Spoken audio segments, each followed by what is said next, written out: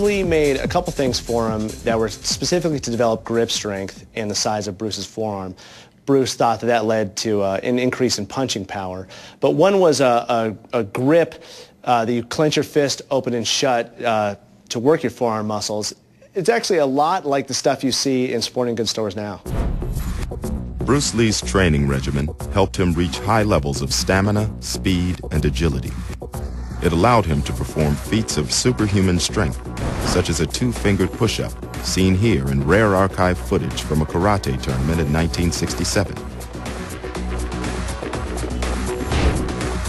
He also perfected a super-fast and powerful blow, known as the one-inch punch.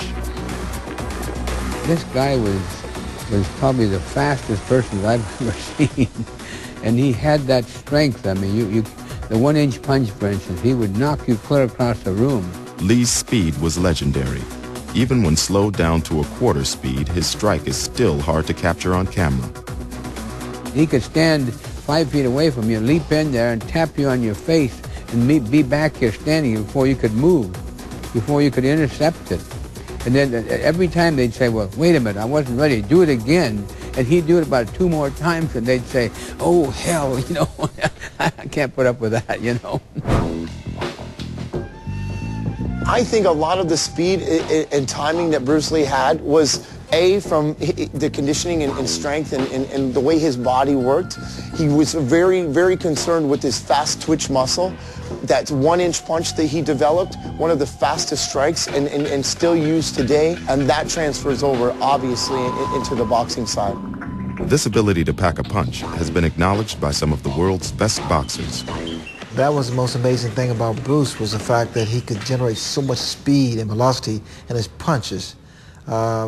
Short punches that he used his body and the type of leverage he was able to gain, because he understood the mechanics of the body.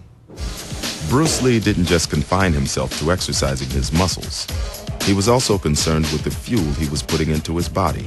He began experimenting with high-protein drinks that he blended himself and supplemented with ginseng, royal jelly, and massive doses of vitamins. He was very known for taking vitamins and minerals and stuff like that, and he had to go and find these various different ones and put them together, where now we can just walk into any store and be able to buy certain supplements like that. So a lot of the things he was doing as an athlete back then is things that we incorporate now as bodybuilders. Bruce Lee's approach to high-protein drinks was revolutionary and shocked some of his colleagues when he returned to Hong Kong. At that time, when we were not making movies, we would go to his house. He showed us how he ate beef, raw beef from the US. He put the raw beef into the blender and added milk, 7 eggs, and then wow, he gulped that thing down. We were terrified. It was amazing.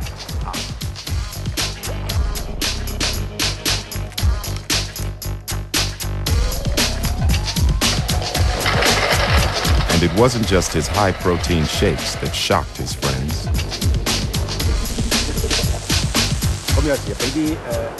Sometimes he used electric current. It was really mad, giving himself electric shocks voluntarily. He was fighting with the electricity. Of course, we could not do it. I do not know how many volts the electricity was, but he was challenging the electricity. You know, it's really funny that nowadays, if you go to any professional sports orthopedist place or physical therapist, you go in there and you see them using the electronic stimulation machines to rebuild muscles to help damaged areas. But way before that was employed in any physician's room, you saw Bruce Lee doing that at home on his own. He was just truly a pioneer and way ahead of his time. Revolutionizing attitudes towards health and physical fitness is just one of the many ways Bruce Lee changed the world. But while the West has been quick to recognize his achievements,